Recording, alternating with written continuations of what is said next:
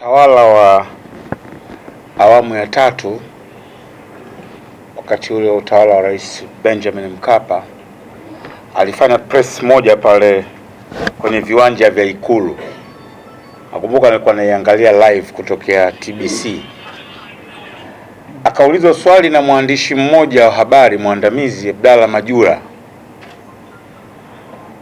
umekuwa uendi mpirani, hujashiriki katika jambo lolote la mpira, hujasema lolote kwenye mpira huku na vurugu, fati vurugu tupu, vilabu vurugu tupu, unawaachia nini wapenzi wa mpira ambao ni wengi sana katika taifa hili baada ya kumaliza ngwe yako?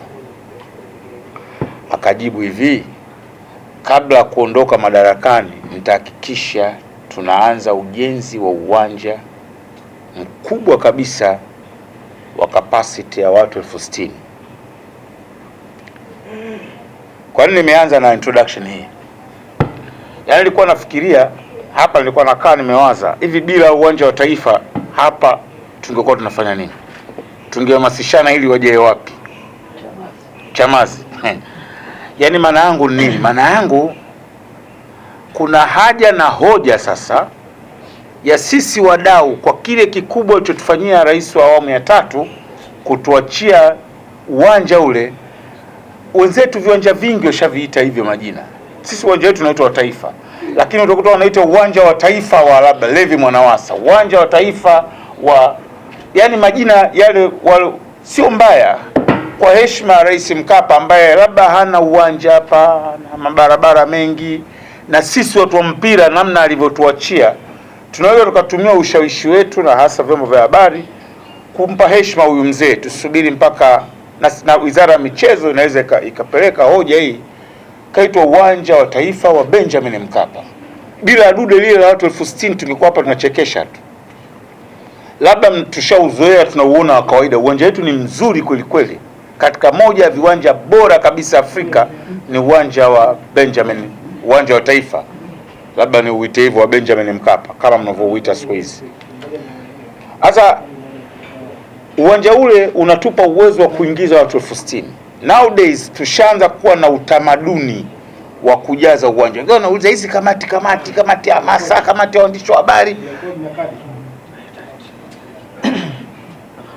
kamati ziko nyingi kweli. Hizi kamati zina kazi gani? Yaani kuna kazi gani kwenye hizi kamati? Mbona huko Uingereza watu wanajaa tu uwanjani? Mbona Spain? Kila nchi ina culture yake. Na hata huko hizo nchi ambazo sasa hivi ishakuwa na mazoea ya kujaza viwanja, walianza na mfumo kama huu, bila uwanja, bila ya kujaza. Yani nilikuwa nazungumzia kamati hizi kamati zetu, ndugu zangu kina Charles, msione au msijisikie vibaya mkemba kamati nyingi.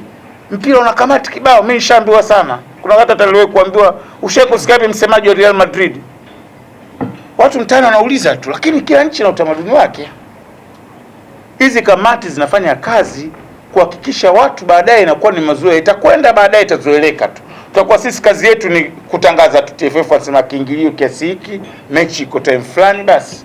Lakini lazima kwanza tuwajengee watu hiyo hamasa, uwezo wa kwenda mpirani na utamaduni. Tulikuwa hatuna huko nyuma mpirani.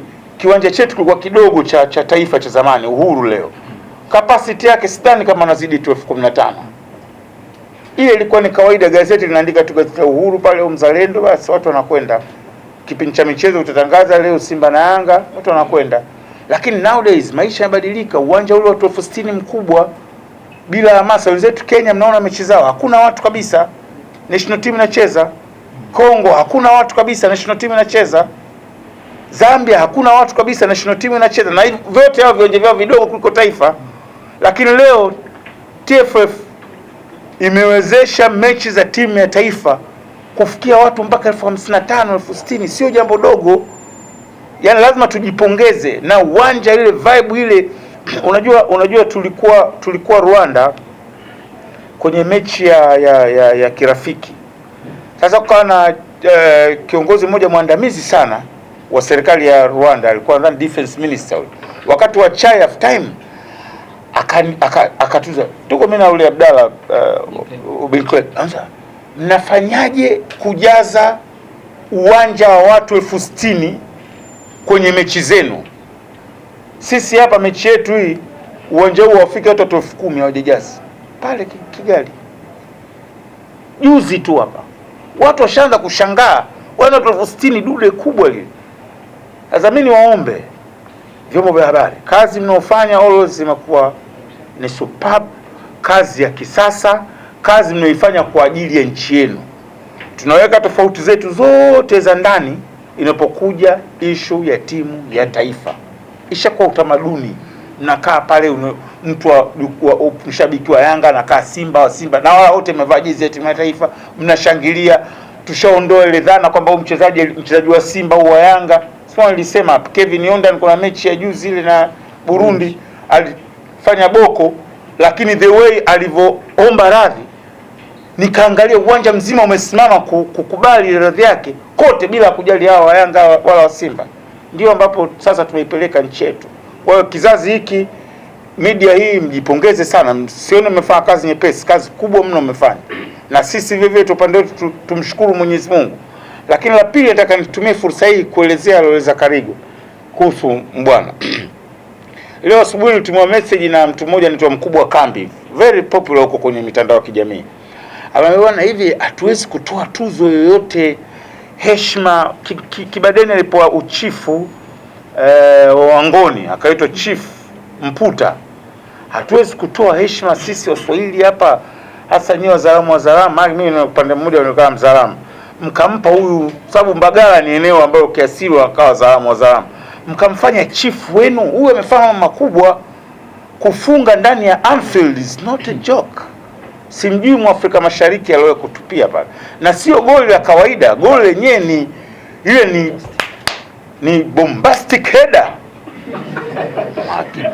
Yaani mtu karuka, alafu mbele ya mabeki wakubwa hapa hapa mabeki wote na captain mwenyewe yuko nyuma hapa Milner, alafu unafunga Anfield. Anfield wanasema ndio uwanja ambao mpinzani anaanza kufungwa kabla. Lile vibe lake tu likipigwa ile song, kama unaingia pale kwenye ile tunnel unatoka unapata wazimu.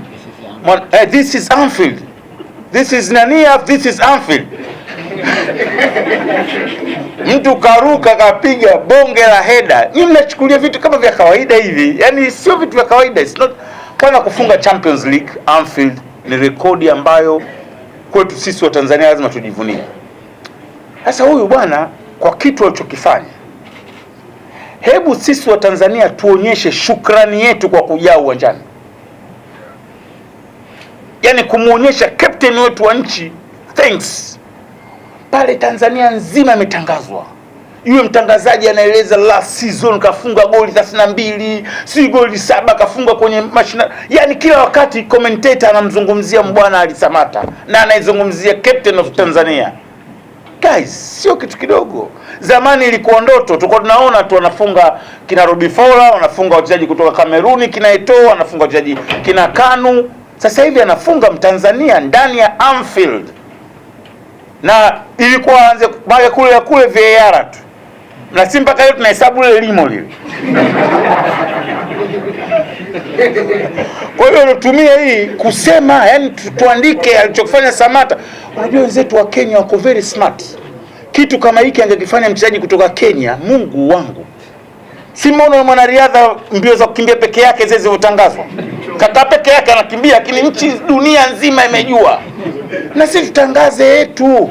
Ndio maana baadaye mnalalamika Kilimanjaro wanasema yao si nini. Sababu sisi hatusemi, sisi yetu hatuyatangazi, hatuyaandiki.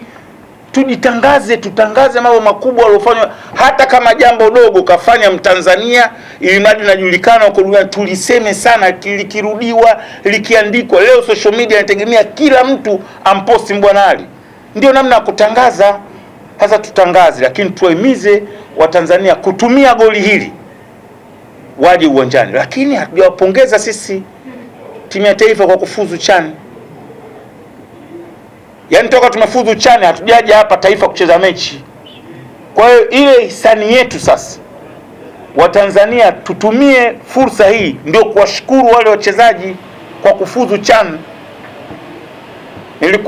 Tumeenda kule Rwanda tena, katibu, ni kuombe sana niwaibie siri. Kabla ya mechi yetu tulikuwa pale Kigali usiku. Yule mwenzangu mjumbe wa kamati ya ushindi ya timu ya taifa, yeye kidogo alhamdulillah tofauti na mimi, naomba Mungu, akawaambia mimi nawapa $3,000. $3,000 hizi kwa kucheza tu mchezo mzuri na nini na nini, lakini mkishinda kule Sudani nawapa $7,000 nyingine. Hii ya kutoka mfukoni kwake. Hata mimi wakati wa kuzungumza nikawaambia, nyinyi wachezaji, kitu kimoja ambacho hamkijui, kuna tournaments nyingi sana. Kuna za youth under 17, under 20, ziko za under 23, zile za All Africa Games, kuna mashindano mengi. Lakini katika tournament ambayo mawakala wengi zaidi wanakwenda kuangalia wachezaji katika tournament zote za Afrika, zote za football, ni ya CHAN. Ndio takwimu hizo. Yaani maagents wote wakubwa wanakwenda pale, wanataka wale local players ambao wako kamili.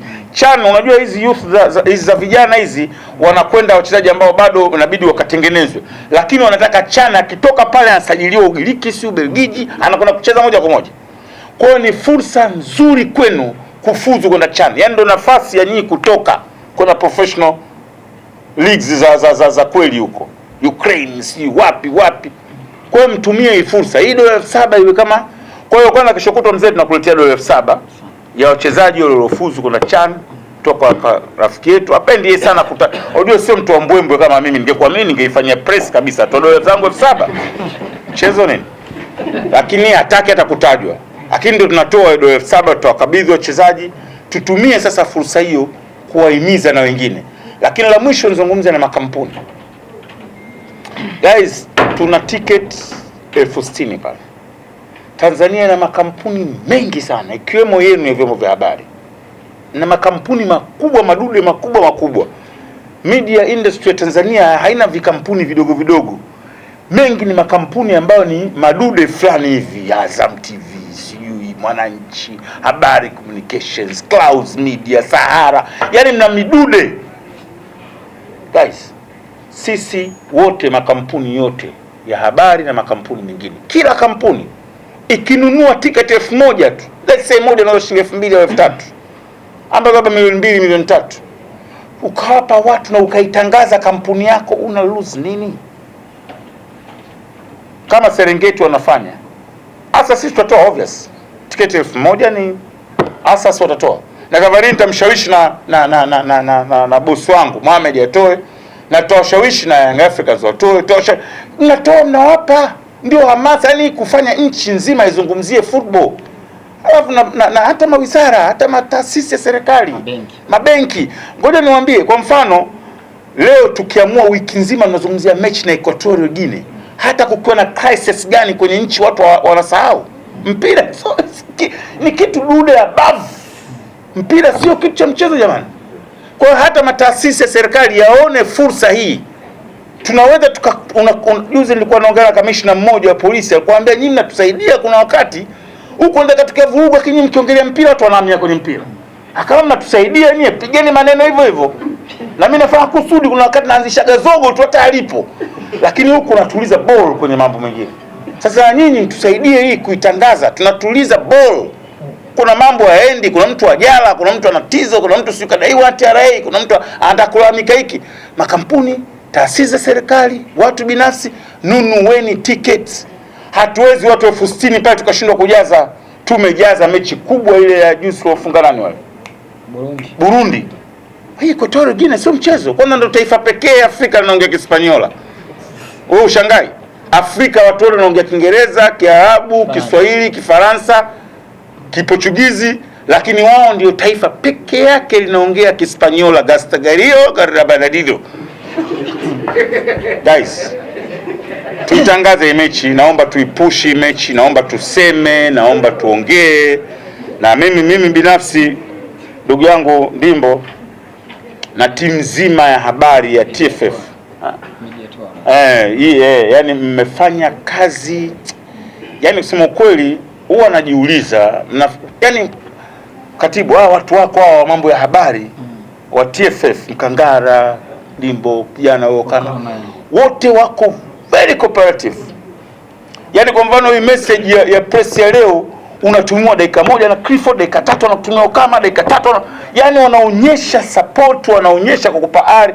Leo nilikuwa na kazi nyingi, nilikuwa naenda kutoa mabilioni ya pesa mahali, lakini kwa sababu ya ukubwa wa jambo, acheni kucheka, nyimbo acheni madharau. Lakini kwa sababu unapigwa simu na kina Mkangara, dakika 2 anakupigia Clifford, dakika 5, wala katibu usike. Kusema kweli hawa jamaa nawapongeza, na naamini wanafanya hivyo hata kwa wenzetu wana habari. Kina Gifty na timu yako mnafanya vizuri sana. Yani mnaonyesha support. Namuona ndugu yangu Pasco artwork ya kwanza ya mechi hii kanitumia yeye. Inbox katuma kwenye group, akasema labda hajasoma, akanivata na inbox akanitumia.